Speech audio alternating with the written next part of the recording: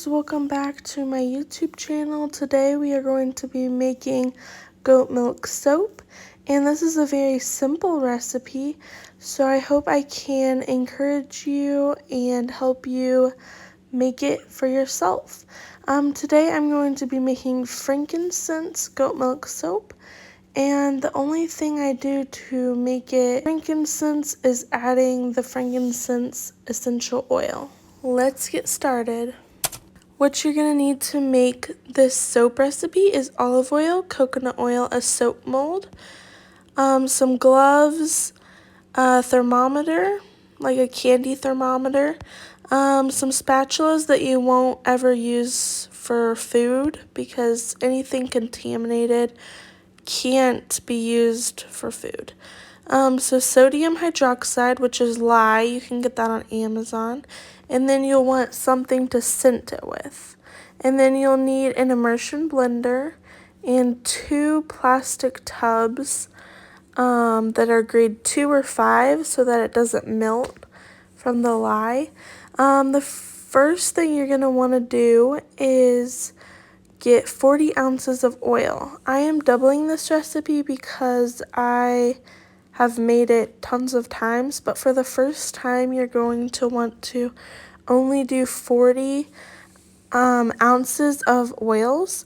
So you could do 20 olive oil ounces and then 20 coconut oil, but I'm doing 40 of each in this video. And that fills 1 ice cream bucket or 1 gallon ice cream bucket. So I'm using the ice cream buckets because they are free. You can use anything.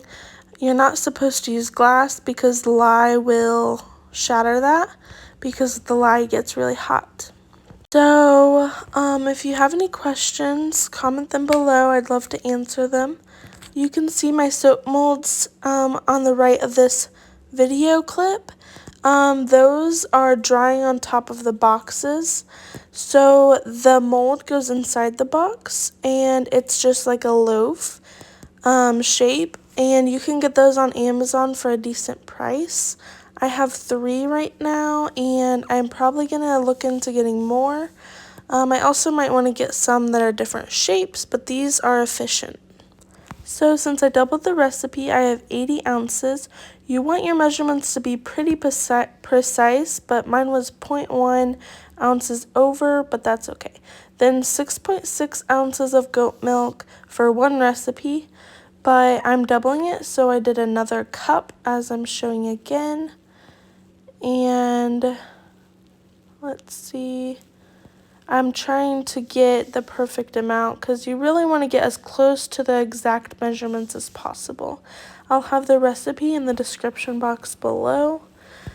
So what I do is I prepare all my ingredients by measuring them out, and then the last ingredient is the sodium hydroxide or lye. Sodium hydroxide is very dangerous, so your first few times I would highly recommend wearing gloves, a long sleeve, and a mask because it can be harmful if you breathe it in. But this is like my 100th time doing this, so I'm pretty confident now, and I just wear the gloves because I've kind of figured it out. But you need to start off really safe and cautious and do your research about lye and feel confident about it. And then you can kind of go from there on what you need to wear for protection. Another tip is to pour really slowly when you're getting your sodium hydroxide, because I have to report here because I went a little too fast and I got way too much in my cup. And it's just a little dangerous because if you pour it back in, you might accidentally spill it. And if you don't get that cleaned up, see, I spilled it. If you don't get it cleaned up, then you could contaminate your food or other items. So I make sure to always clean up really good after I'm done making soap. So first you put half of your ice cubes in with your lye. I only put half of the lye in at first, until it melts the goat milk ice cubes. The reason you use the goat milk ice cubes is because the lye can scorch it, and you don't want curdled milk or goat milk that isn't beneficial to you. So I add little bits at a time. So I have half of the sodium hydroxide and half of the goat milk cubes. Then I added the rest of the sodium hydroxide.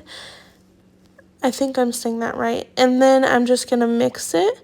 Once I get it all mixed in pretty good, I'll add the rest of the ice cubes because you want this mixture to stay pretty cool so that it doesn't heat up too fast. If it is heating up too fast, it will turn orange. And it will heat up after it melts the ice cubes. But you just kind of want to add the ice cubes in a little later to delay that process a little bit. For this job coming up, you will need a really good thermometer, a candy thermometer or a soap thermometer. Because I will be checking this multiple times because the most important thing you need to do is get the oil and the lye mixture to the same temperature. So they can be within 10 degrees, but if it's more than that, then it will just ruin your soap and you'll not be able to get it to a good consistency. It could work out for you, but it's just better to be safe than sorry.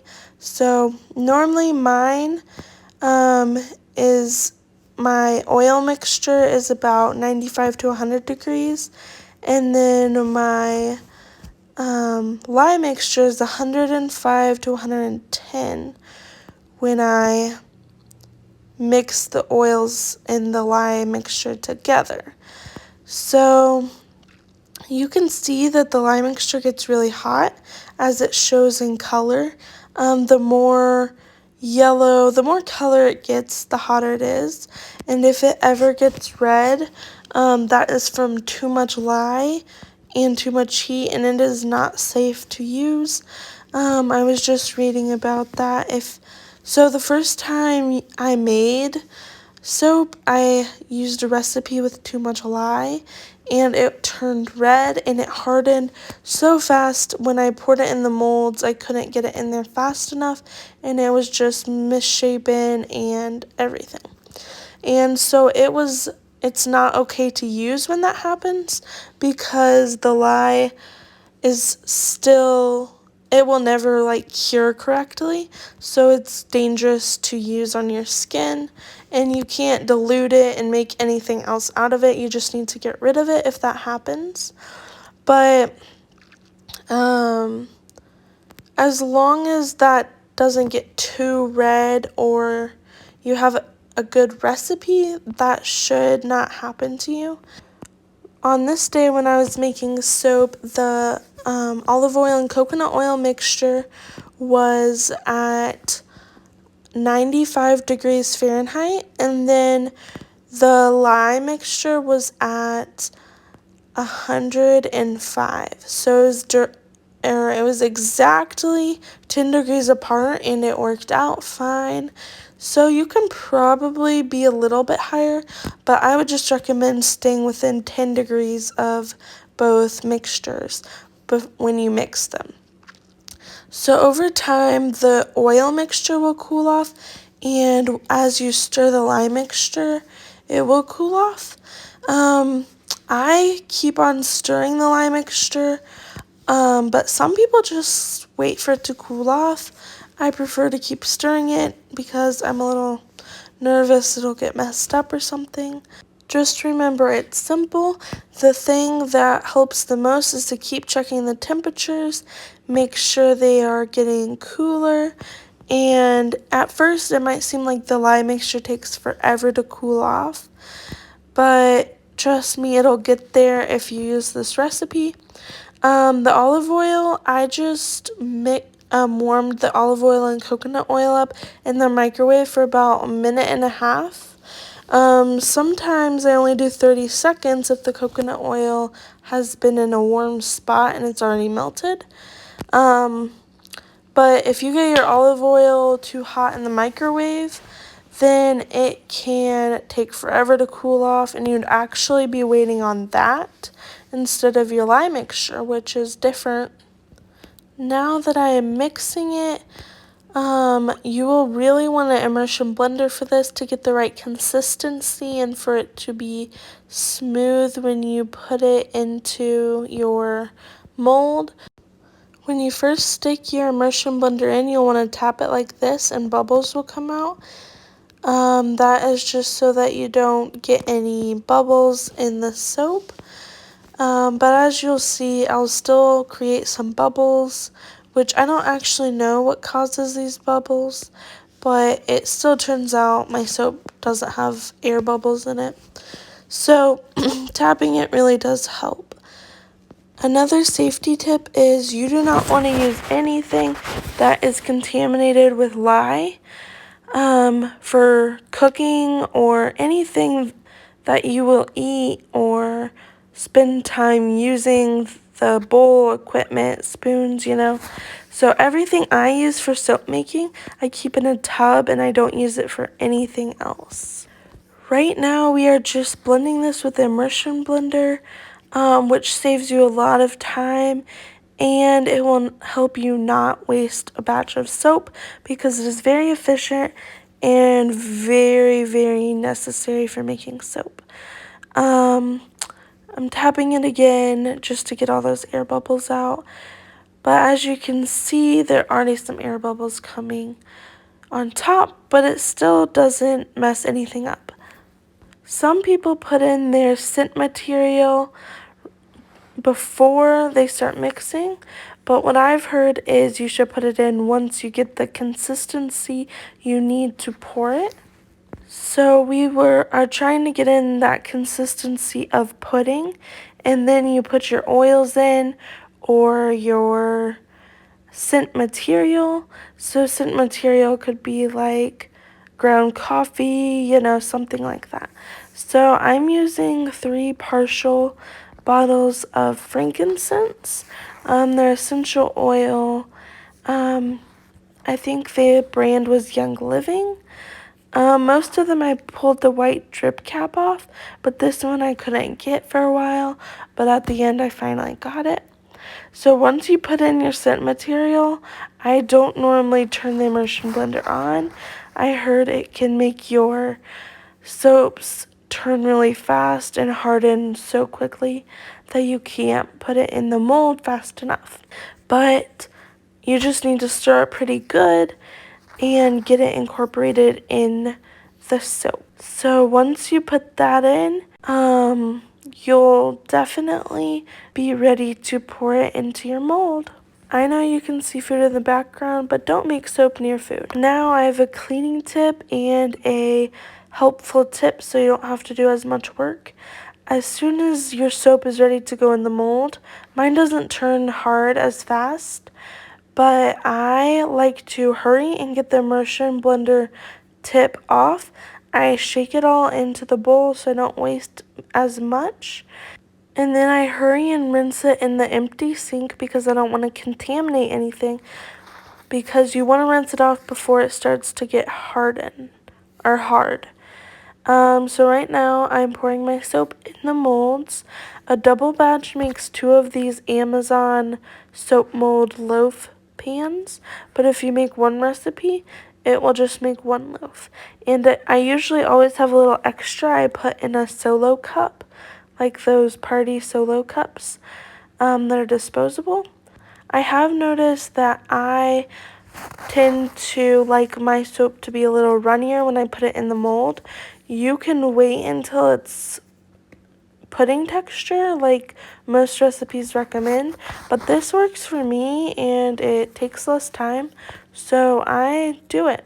If you want to add a design or something, you should wait until it's pudding texture, so I normally clean up and then I decorate or make shapes on top. If you're one of the preppers that watch my channel, this soap is great for prepping because it lasts forever. Like 2 bars will last quite a few years. So I do recommend this soap for that, and it also does have a long storage life, so that's a bonus. 24 hours later, this is what my soap looks like. Now the soap is still dangerous to touch, so wear gloves when you cut it 24 hours after being in the mold. It has to finish the 30 days of curing to be safe to use and touch.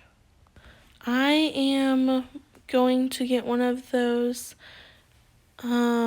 soap slices that have wire, and you just pull it down and it cuts your slice of soap.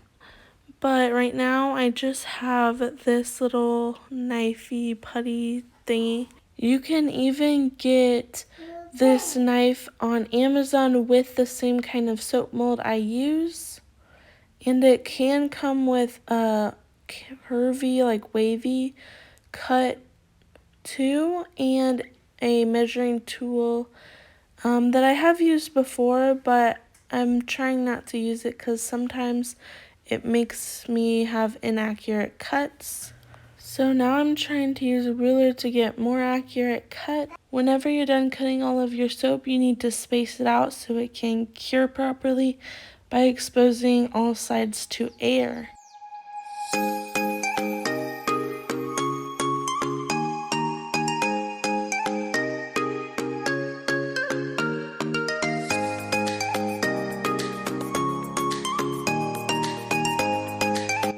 The circle you can see in the soap bar is still a little wet, so that's why it looks like that.